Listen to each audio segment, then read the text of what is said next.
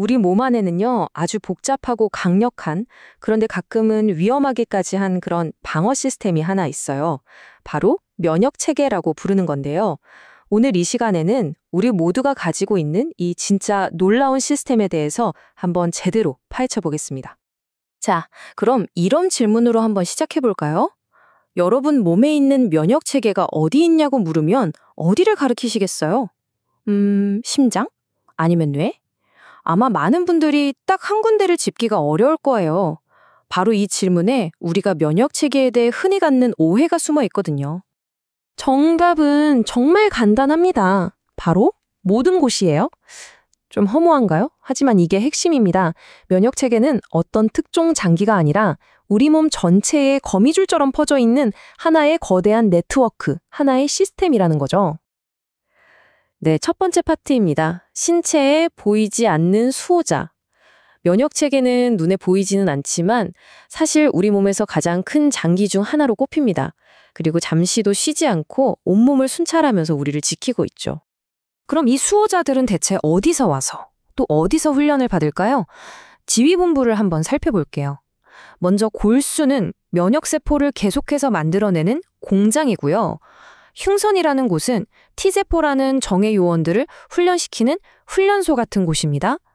그리고 림프절은 훈련된 세포들이 출동을 기다리며 대기하는 병영이라고 생각하시면 돼요.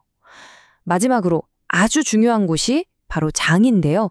외부 침입자를 막는 최전선, 국경 장벽 역할을 합니다. 자, 이제 우리 수호자들이 실제로 어떻게 싸우는지 그 핵심 작전 계획을 들여다볼 차례입니다. 면역 체계는 아주 체계적으로 크게 두 가지 방어 전략, 그러니까 두 개의 부서로 나뉘어서 움직입니다. 면역 체계는 크게 두 팀으로 나눌 수 있어요. 하나는 선천 면역이라고 하는 최초 대응팀입니다. 태어날 때부터 딱 장착돼 있는 거죠. 엄청 빨리 출동하는데 대신에 좀 무차별적으로 공격하는 스타일이에요. 그에 반해서 후천 면역은 이건 진짜 특수부대라고 할 수 있습니다. 경험을 통해서 점점 강해지는 팀인데 특정 적만 아주 정확하게 골라서 공격하고요. 심지어 그 적을 기억까지 합니다. 엄청나죠? 그러니까 선천 면역은 우리 몸의 1차 방어선인 셈이에요. 예를 들어 피부에 상처가 나거나 감기 바이러스가 막 들어왔을 때 몇 분에서 몇 시간 안에 즉각적으로 반응하는 거죠. 대식세포 같은 친구들이 일단 너 우리 편 아니네 싶으면 다 공격하면서 시끄럽게 경보를 울리는 역할을 합니다. 그런데 만약 이 최초 대응팀만으로는 감당하기 힘든 강한 적, 예를 들어 독감 바이러스 같은 놈이 나타나면 어떻게 될까요? 그때 드디어 정예부대인 후천 면역이 출동하는 겁니다. 흉선에서 혹독하게 훈련받은 T세포, 그리고 항체라는 정밀 유도 미사일을 만들어내는 B세포가 이 작전의 핵심 플레이어들이죠. 후천 면역의 가장 놀라운 초능력은 바로 기억입니다. 한번 싸워본 적은 절대 잊어버리지 않아요.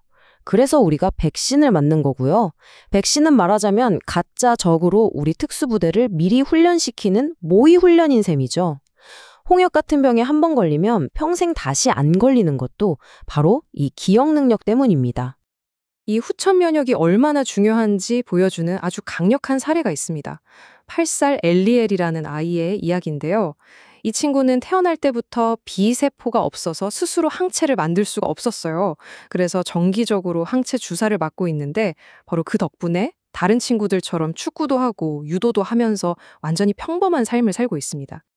자, 그럼 이 강력한 우리 몸의 수호자를 우리가 어떻게 하면 더 강하게, 더 똑똑하게 만들 수 있을까요? 여기서부터가 정말 중요한데요.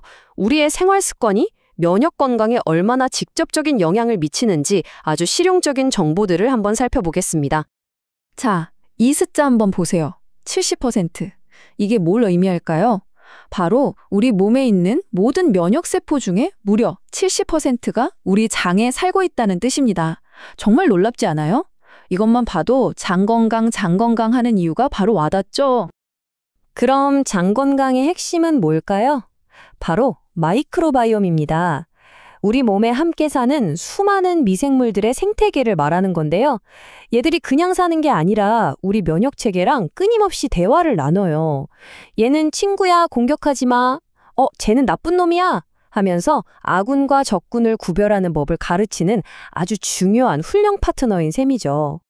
실제로 파스테르 연구소에서 1000명을 대상으로 대규모 연구를 해봤더니 우리 면역 반응에 가장 큰 영향을 미치는 5가지 요인을 밝혀졌습니다. 유전, 나이, 성별처럼 우리가 어떻게 할 수 없는 부분도 있지만 여기 보세요. 흡연처럼 우리가 직접 통제하고 바꿀 수 있는 요인도 분명히 포함되어 있다는 게 중요합니다. 그렇다면 우리 수호자, 이 면역세포들을 위해서 뭘 먹여야 할까요? 답은 생각보다 간단합니다. 채소, 섬유질이 풍부한 음식, 콩류, 그리고 베리류. 이런 음식들이 바로 우리 장내 미생물들의 먹이가 돼서 마이크로바이옴 생태계를 아주 다양하고 건강하게 만들어주거든요.